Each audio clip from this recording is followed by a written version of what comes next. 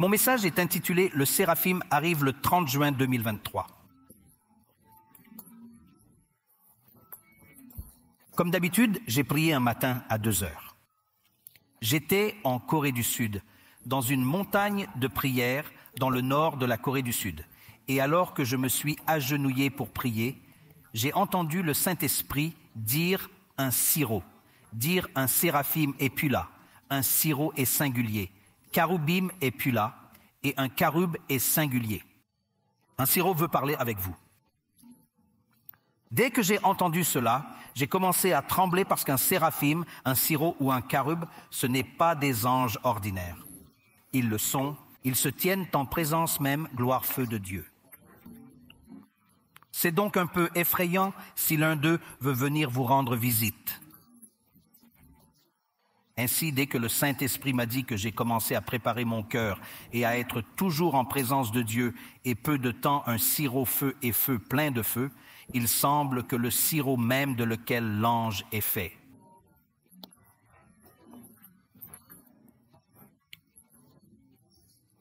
Feu. Ils vous virent juste tous. Vous pouvez voir un contour de sa silhouette, un contour et un message formant son visage. Sa structure corporelle est clairement visible, mais en même temps pleine de feu.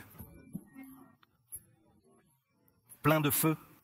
Vous savez, je viens à la maison d'hôte de l'église appelée Peach House, et au rez-de-chaussée, dans le salon, il y a une photo d'un cheval-feu.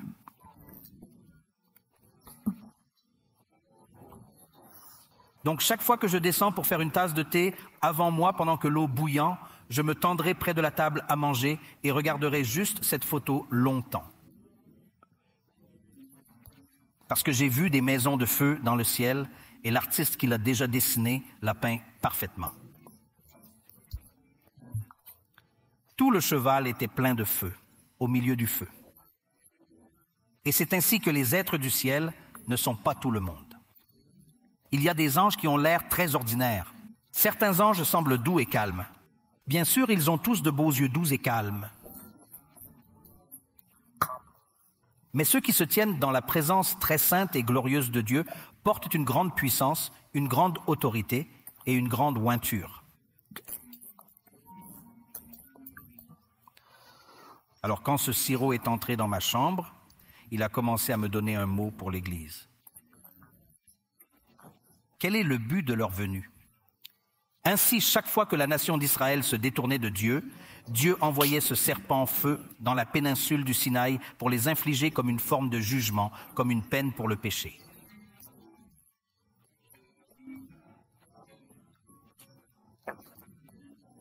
Donc les serpents, feu naturel, feu. Pourquoi ils sont appelés feu? Parce que quand ils spinkent, cela envoie une sensation feu tout au long du corps. C'est ce que dit la biologie sur ces serpents dans le désert du Sinaï. Tout votre corps brûlera de feu et ils mourront. Maintenant, les séraphim apparaissent comme un feu brûlant parce qu'il est lié à la sainteté et au feu de Dieu. Ils se tiennent debout, non seulement, ils se tiennent debout, ils restent. Ils demeurent et résident dans l'atmosphère sainte, très glorieuse, de présence du Dieu Tout-Puissant. Et dans Ésaïe chapitre 6, versets 1 et 2, vous lisez qu'ils habitent autour du trône de Dieu. Non seulement autour du trône de Dieu comme les Caraïbes, ils volent également au-dessus du trône de Dieu qui semblait être leur demeure au-dessus du trône de Dieu. Et chacun d'eux a 6 ailes, ne dites pas d'eux comme vous êtes habitués à l'entendre dans le passé. Les anges ordinaires ont 2 ailes. Les séraphim ont 6 ailes, les Caraïbes ont 4 ailes. Ils varient donc tous différemment. Il y a donc suffisamment de versets pour nous donner une certaine idée que tous les anges n'ont pas seulement 2 ailes. Il y a des anges qui n'ont pas d'ailes au cas où vous vous demandez comment ils volent. Si Superman peut voler, ils peuvent voler et semblent féroces, mais en même temps, ils ont un regard très bénigne et gentil dans leurs yeux.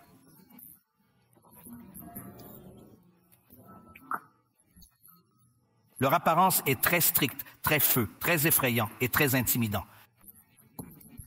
Mais quand vous regardez les yeux pleins d'amour tendre, comme les yeux du Seigneur Jésus, chaque être dans le ciel a ce regard, parce qu'ils sont remplis de l'amour de Dieu.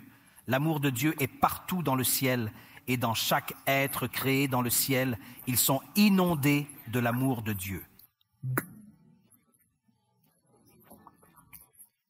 Même les arbres, les eaux, les feuilles et les oiseaux dans le ciel sont tous pleins de l'amour de Dieu. Même les petits poissons. Ne allons pas là-bas.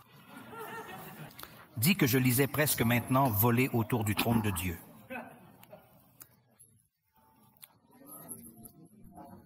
Ils sont les sanctificateurs du trône de Dieu et le cercle autour du trône de Dieu, criant ou louant, Saint, Saint, Saint, le Seigneur, le Dieu Tout-Puissant, qui était, qui est et qui viendra.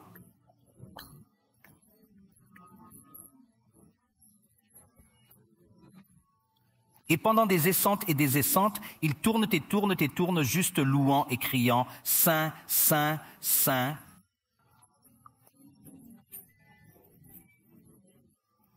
Il y a quelques années, j'ai lu le témoignage d'un certain homme de Dieu aux États-Unis. Avez-vous entendu parler de cet homme de Dieu appelé Jesse Duplantis? Ce frère, Jesse Duplantis, a eu une expérience de l'attraper au ciel une fois dans sa vie.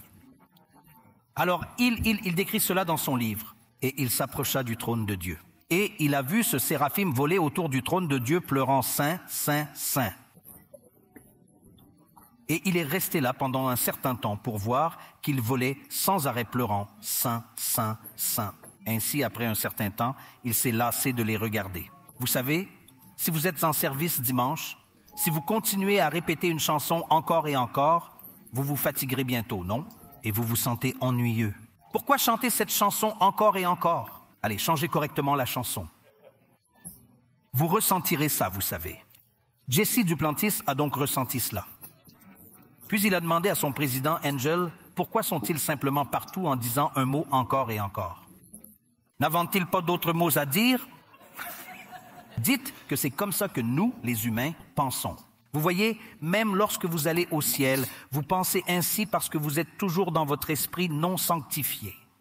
Mais quand vous mourrez et que vous allez au paradis, vous serez totalement changé. Mais les gens qui ont des visitations au ciel dans la vie actuelle, leur esprit est encore dans l'esprit non régénéré et ils pensent au niveau très humain. C'est pourquoi l'ange présente, lui, a expliqué avec très calme pourquoi il loue Dieu avec la même phrase encore et encore. Alors, laissez-moi vous démontrer comme ça. Alors, à la fin, il se tourne. Supposons que c'est le trône de Dieu, n'est-ce pas? Quand ils volent autour, ils regardent Dieu et ils voient une facette de son caractère et ils sont si excités, vains, saints, saints, saints et louant Dieu. Ils viennent la deuxième fois, ils voient une autre facette et ils crient Saint, Saint, Saint et ils se tournent, ils viennent un autre, oh Saint, Saint, Saint, Saint. Jesse a été choqué. Et il leur a demandé depuis combien de temps ils le font. Oh, ils l'ont dit depuis des temps immémoratiels. Il a été choqué depuis des escentes de temps. Les anges voient différents caractères de Dieu à chaque révolution qu'ils font autour de lui. Alors tu me dis, comment pouvez-vous limiter Dieu? Nous sommes tellement stupides dans notre compréhension. C'est pourquoi chaque fois que le Seigneur a fait un acte miraculeux pour ses disciples, il leur a toujours posé cette seule question. Où est ta foi? Ô vous de peu de foi? Chaque fois qu'il a démontré un acte, ils reviennent toujours à la foi zéro, n'est-ce pas? Ils complètent encore la foi et ils sont pleins de doutes.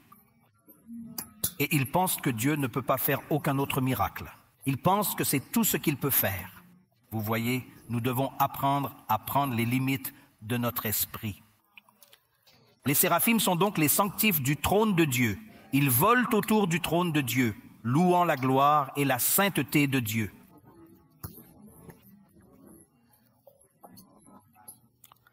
Et quand ils viennent, ils sanctifient aussi une personne, car c'est ce qu'ils portent, l'onction qu'ils portent. Ils sanctifient une personne. Au fait, les anges sont aussi loin comme nous. Si vous lisez dans Ézéchiel chapitre 28 sur Lucifer, l'Écriture dit que vous étiez un kérobe oint sur la montagne.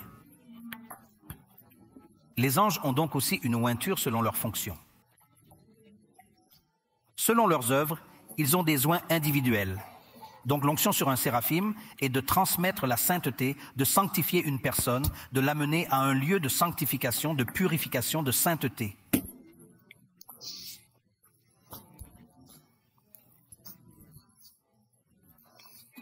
Et ils, comme les Caraïbes, marchent sur des charbons de feu. Dans les lieux secrets de Dieu, il y a un endroit dans le ciel, selon Ézéchiel chapitre 28, verset 14, où il est appelé un endroit plein de froide de feu, et pour une raison secrète qui n'est pas explicitement mentionnée dans la Bible Caraïbe, comme Lucifer avant qu'il tombe, il marche sur les froides de feu. Pourquoi il marche, je ne sais pas encore, mais je prie pour le découvrir quand il le découvre. Quand je viens quelques années plus tard, la prochaine fois, je partagerai avec vous. Si vous avez la foi de croire, je suis sûr qu'à ce moment-là, vous serez plein de foi à croire. Maintenant, le sirop, à partir de maintenant, je vais vous partager à l'ordre du jour ce qu'ils m'ont parlé. Donc, chaque mot que je vais vous lire maintenant est ce que je transcris très rapidement. Quand ils m'ont parlé maintenant le sirop m'a parlé. Nous habitons dans la présence sainte de Dieu, et c'est pourquoi nous apparaissons comme un feu brûlant. Une fois que vous le savez, dans le chapitre 34 de l'Exode, vous avez lu que lorsque le prophète Moïse est descendu de la montagne de Dieu, son visage brillant de lumière, n'est-ce pas? J'avais donc toujours curieux de savoir comment cela s'est produit. Donc, une fois que j'ai eu le privilège dans le royaume céleste de rencontrer le Saint Moïse, et je lui ai posé cette question, dit monsieur, comment est-ce que votre visage brille de lumière lorsque vous parlez avec Dieu? Il a dit que quand j'ai vu Dieu, il apparut comme une boule de lumière et de feu consommateur, et que j'ai été en sa présence pendant 40 jours et 40 nuits. C'est le temps de la terre, ce qui signifie qu'il s'agit d'une étendue continue sans arrêt. Jour et nuit, pas de sommeil, pas de repos, pas de pause, étirement continu. Voir quand vous êtes en présence de Dieu ou dans le royaume céleste, le temps n'existe pas. Il n'existe pas. À l'heure terrestre, il fallait 40 jours et 40 nuits. Mais au ciel, ce ne sera que des minutes, des minutes. Nous habitons donc en présence de Dieu. Nous apparaissons comme un feu brûlant. Puis il me regarde directement dans les yeux et m'a posé quelques questions. Savez-vous qui est votre Dieu? Et je tremblais maintenant et je n'osais pas répondre à ces questions. Savez-vous qui est votre Dieu? Il est un feu brûlant. Deutéronome chapitre 4, verset 24. Il est saint, il est tout-puissant, il a créé toutes choses. Il règne et règne sur toutes choses. Voilà à quel point ton Dieu est grand. La prochaine chose que l'organisation a dit, c'est que nous venons nettoyer les églises. C'est leur travail principal. Ésaïe chapitre 4, verset 4. Quand le Seigneur aura lavé la saleté des filles de Sion et aurait purgé le sang de Jérusalem du milieu de celui-ci par l'esprit des églises et par l'esprit de feu.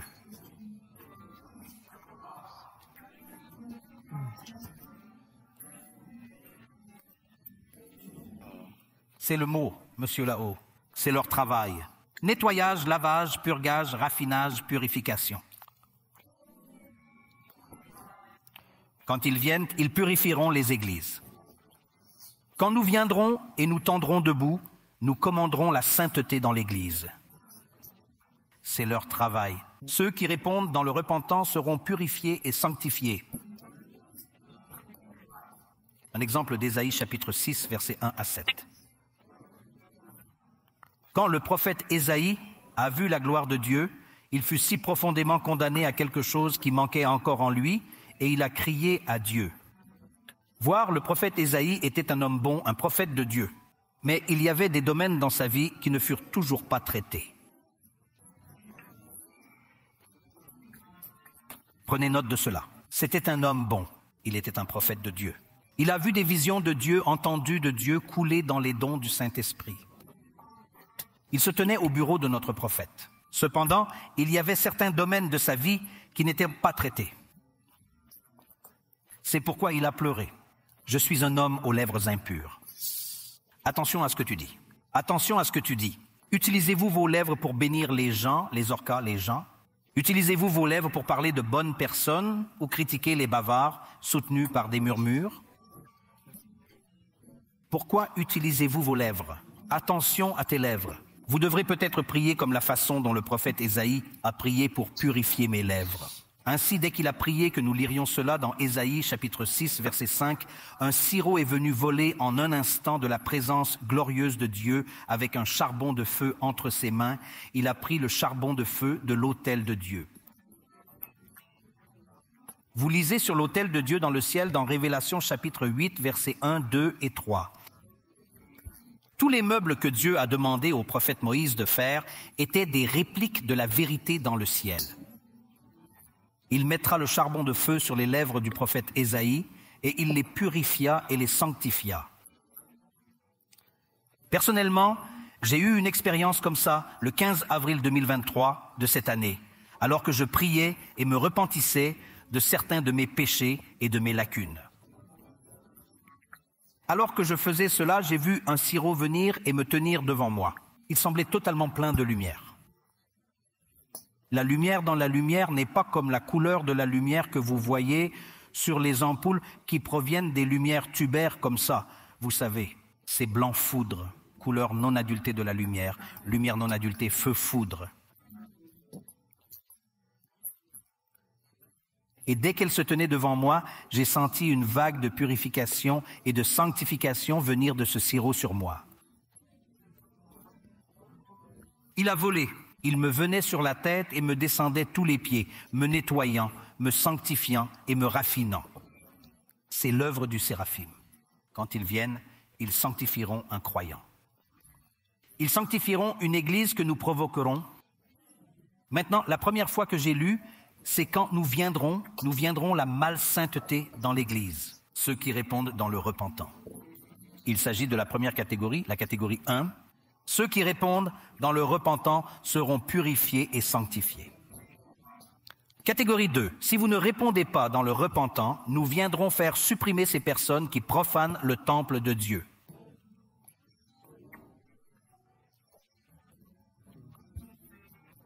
Ils seront retirés. Permettez-moi de vous donner 2 exemples. Lévitique chapitre 10, versets 1 à 5 des 4 fils d'Aaron. 2 d'entre eux, Nadab et Abihu. Ils écoutaient attentivement. Ils étaient lavés, ce qui signifie baptême à l'eau. Ils étaient oints, ce qui signifie qu'ils remplissaient le Saint-Esprit et ils portaient le vêtement du sacerdoce. Ils étaient donc appelés, soi-disant, lavés, sanctifiés, oints, servant dans le ministère. Mais quand ils ont fait quelque chose que l'on leur a pas dit de faire ou qu'on n'a pas été appelé à faire, ils étaient au bon endroit, mais faisaient la mauvaise chose. Le feu venait de la présence de Dieu et les tuait. Vous savez, seulement ce jour-là, quand le séraph est venu et m'a expliqué les Écritures, alors j'ai compris d'où venait le feu. Toutes les années que je me demandais d'où venait le feu. C'est l'exemple numéro 1. Exemple no 2, Actes chapitre 5, versets 1 à 10. Un couple nommé Ananias et Saphira. Ils mentaient en présence du Saint-Esprit. Boli aime, même si, écoute maintenant, même si l'apôtre Pierre leur a donné l'occasion de se repentir, il leur a demandé, « Êtes-vous vraiment sûr que c'était une occasion pour eux de retirer le mensonge ?» Si Ananias avait rejeté le mensonge, il aurait été vivant. Mais il a encore choisi de mentir la 2e fois. Pourquoi? Pour qu'il puisse avoir son nom juste en haut du tableau.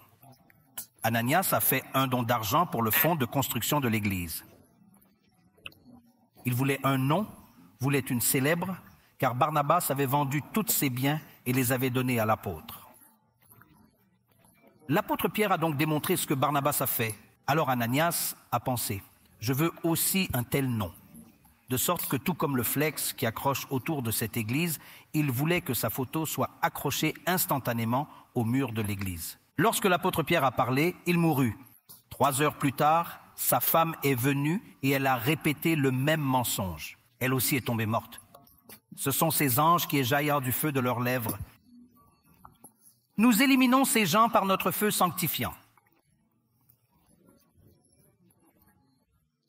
Vous savez, quelque chose s'est produit il y a environ 5 ans. Quand je suis allé en Tanzanie pour la première fois, et jamais de ma vie, je n'ai donné un message d'avertissement strict à une église ou à une congrégation pendant 3 jours consécutifs. Même moi, je me demandais comment ma voix a changé. J'étais comme rugissé comme un lion pendant 3 jours entiers. Et le message était contre les faux prophètes dans la nation et les faux prophètes en Afrique. Je sais, j'aime toujours être un gentleman, je n'ai jamais été appelé par nom. Mais ce jour-là, le Seigneur m'a dit de les nommer, de nommer les faux prophètes dans la nation. Et l'un des messages était que si vous ne vous repentiez pas, vous tomberez mort pendant que vous êtes sur la champade. Même si vous êtes jeune, vous tomberez mort. Mais les médecins ont diagnostiqué que vous êtes décédé d'une crise cardiaque, 1 semaine plus tard. Plusieurs pasteurs ont commencé à mourir un par un. Le pasteur qui m'a invité m'a envoyé tous les dossiers et tous ces pasteurs sont morts pendant qu'ils prêchaient. Soudain, ils se serrèrent leur cœur et ils tombent morts. Et assez sûr, la science médicale a déclaré qu'ils étaient morts d'une crise cardiaque. Mais maintenant, je sais ce qui s'est vraiment passé. S'il y a un séraphim qui vient et se tient là et qu'ils éjaillent du feu de leur bouche un tel jugement de Dieu. Et la même chose se passe aux États-Unis, vous ne le saviez pas. Pourquoi certains pasteurs ont-ils été exposés à leur style de vie adultère alors que cela se déroulait depuis longtemps?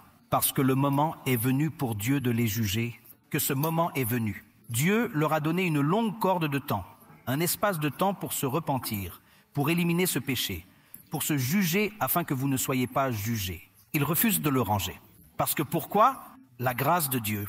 La grâce de Dieu. Vous voyez, quand vous péchez une fois et que rien ne se passe, vous devenez un peu plus audacieux et vous péchez. La 2e fois, rien ne se passe. Et vous avez vu la 3e fois, rien ne se passe par la bouche de 2 ou 3 témoins.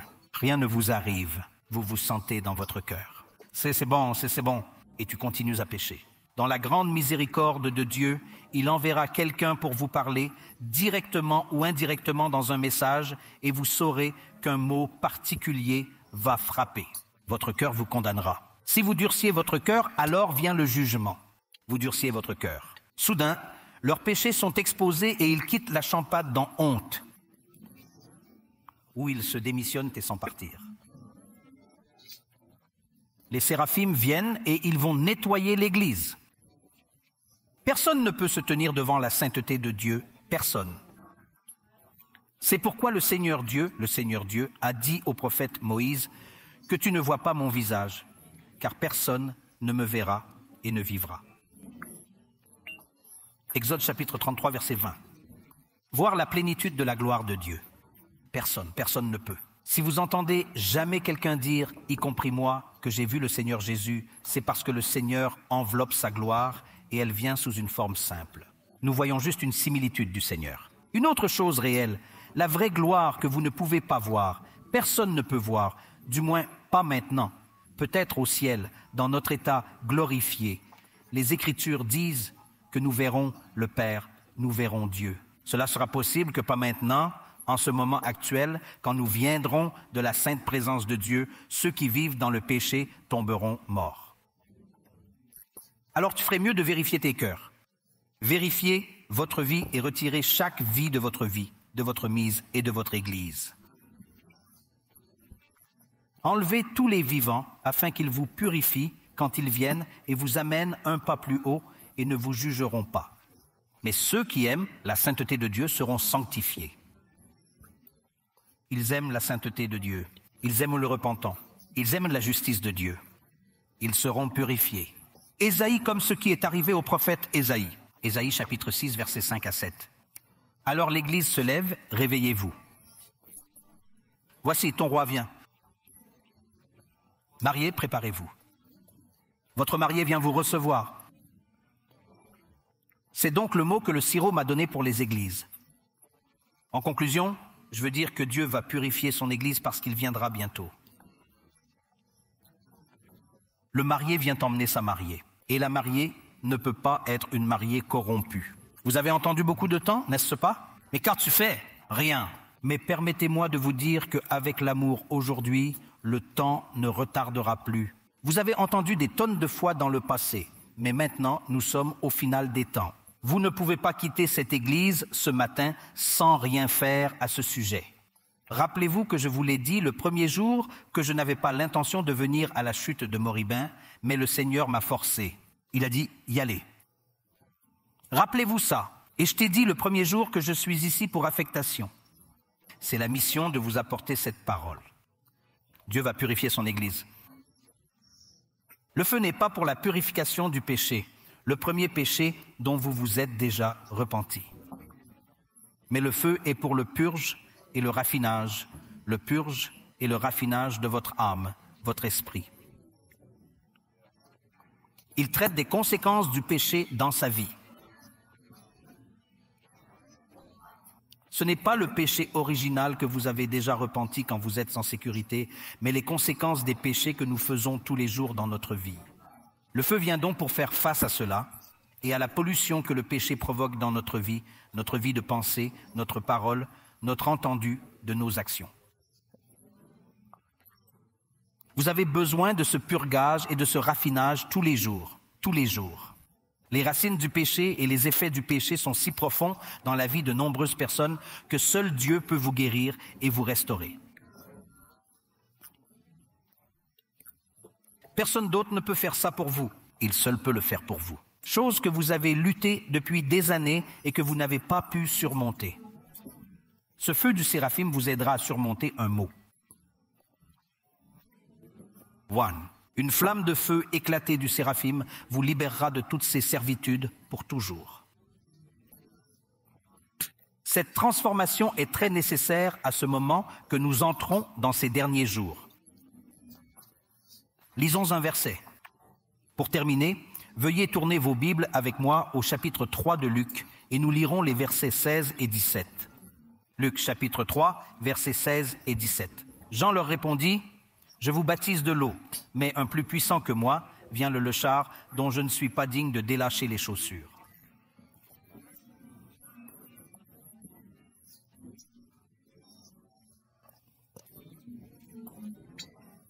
Il vous baptisera avec le Saint-Esprit et le feu est dans sa main, il nettoyera complètement son sol et rassemblera le blé dans son gana. »